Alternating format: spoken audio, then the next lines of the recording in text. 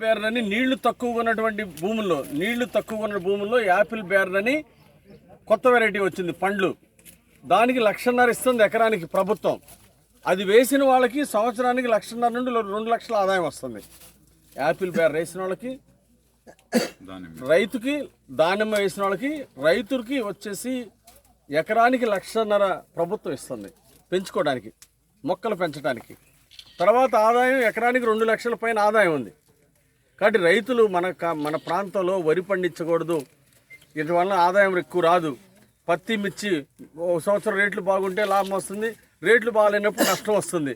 కాబట్టి మన ప్రాంత మిర్చి పండించే రైతులకి, పత్తి పండించే రైతులకి, కంది పండించే రైతులకి, వీళ్ళందరికీ నీళ్లున్న ప్రాంతంలో హార్టికల్చర్ పండ్ల తోటలు పెంచుకున్నట్టయితే దానిమ్మ, బొప్పాయి, కూరగాయలు ఇలాంటివి పండించుకున్నట్టయితే ప్రభుత్వం నుండి సబ్సిడీలు ఇస్తున్నారు.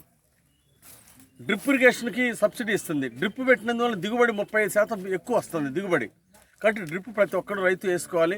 మిర్చి పండించినా వేసుకోవచ్చు, పత్తి పండించినా డ్రిప్ వేసుకోవచ్చు, బొప్పాయి తోటలు వేసుకోవచ్చు. తక్కువ నీళ్ళతో ఎక్కువ దిగుబడులు వస్తాయి. నీళ్లు తక్కువ ఉన్న కానీ డ్రిప్ ఇరిగేషన్ చాలా ఉపయోగపడుతుంది రైతులకి.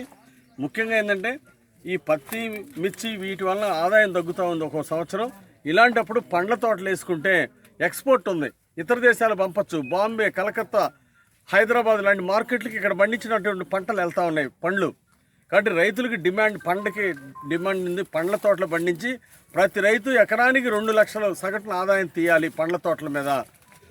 అందువలన ఈరోజు ఈ కార్యక్రమాన్ని తీసుకున్నాం. రైతులు ఈ అవకాశాన్ని ఉపయోగించుకోవాలి. ప్రభుత్వం సబ్సిడీలో రైతుకు సహాయం చేస్తుంది. తెలుగుదేశం ప్రభుత్వం, చంద్రబాబు నాయుడు గారు హార్టికల్చర్ పంటల ద్వారా ప్రతి రైతుకి ఈ ప్రాంతంలో 2 లక్షలు ప్రతి ఎకరానికి 2 లక్షల చొప్పున ప్రతి సంవత్సరం ఆదాయం రావాలి అనేది ప్రభుత్వం యొక్క లక్ష్యం, చంద్రబాబు నాయుడు గారి యొక్క ఆశయం. అందుకోసమే వినుకొండ నియోజకవర్గం చుట్టుపక్కల ప్రాంతాలు ఒక హార్టికల్చర్ హబ్ లాగా, అనంతపురం, చిత్తూరు జిల్లాలో ఏ విధంగా అయితే ఎకరానికి రైతు 3 లక్షల ఆదాయం తీస్తున్నారు, అదేవిధంగా మన ప్రాంతంలో రైతులంతా కూడా హార్టికల్చర్లో ఒక మార్పు తీసుకురావాలి, రైతు ఆదాయం పెరగాలని ఒక లక్ష్యంగా తీసుకున్నాం. మరి ఈ సందర్భంగా వచ్చినటువంటి డీడీ గారికి, సైంటిస్టుల గారికి నేను హృదయపూర్వక ధన్యవాదాలు తెలియజేస్తున్నాను. వినుకొండ నియోజకవర్గం తరఫున ధన్యవాదాలు, అభినందనలు తెలియజేస్తున్నాను. ఈ సంవత్సరం ఒక 4,000 ఎకరాల్లో ఈ హార్టికల్చర్ పంటను ప్రోత్సహించాలని, ప్రభుత్వం ద్వారా రైతులకు బెనిఫిట్ అందించాలని ఒక పథకాన్ని తీసుకున్నాం. రైతు సోదరులందరూ కూడా దీన్ని ఉపయోగించుకోవాలని కోరుతున్నాం. అట్లాగే వేరే చోట పంటలు బాగా పండించే కాడ, దానిమ్మ పంటలు బాగున్న కాడ, కూరగాయలు పందిళ్ళేసి కూరగాయలు పండించే కాడ, కాకర, బీర ఇలాంటి పంటలు పండించే దగ్గర తీసుకెళ్ళి రైతులతో డైరెక్ట్గా ఇంటరాక్షన్ కార్యక్రమాన్ని, exposure programme, exposure visits, farmer exposure visits కార్యక్రమం ఏర్పాటు చేసింది ప్రభుత్వం. ప్రభుత్వ ఖర్చులతోటే ఈ రైతులు ఎవరైనా ఉత్సాహం ఉండి నేను వేస్తానని ముందుకు వచ్చిన రైతులు తీసుకెళ్ళి అవి అక్కడ ఉన్నటువంటి తోటలు, రైతు ఆదాయం ప్రత్యక్షంగా వెళ్ళి చూపించడం జరుగుతుంది. మన రైతులు వెళ్ళి అక్కడ పండిస్తున్నటువంటి రైతులతో మాట్లాడినప్పుడు అవగాహన చేసుకుంటారు, ధైర్యంగా వేస్తారు, ఆదాయం కూడా 200% గ్యారెంటీగా వస్తుంది. అందువలన రైతు ఆదాయం పెంచడానికి ప్రభుత్వం ఇప్పుడు అవకాశం ఇచ్చింది, దీన్ని సద్వినియోగం చేసుకోవాలి. ఎక్స్పోజర్ విజిట్ కూడా ఒక 200 మంది రైతులను మొదటి విడత పంపిస్తున్నాం ఈ ప్రాంతం నుండి.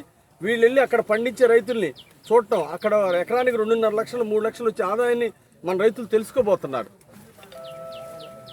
అవి తెలుసుకున్నప్పుడు మన వాళ్ళు కూడా తొందరగా వేస్తారు.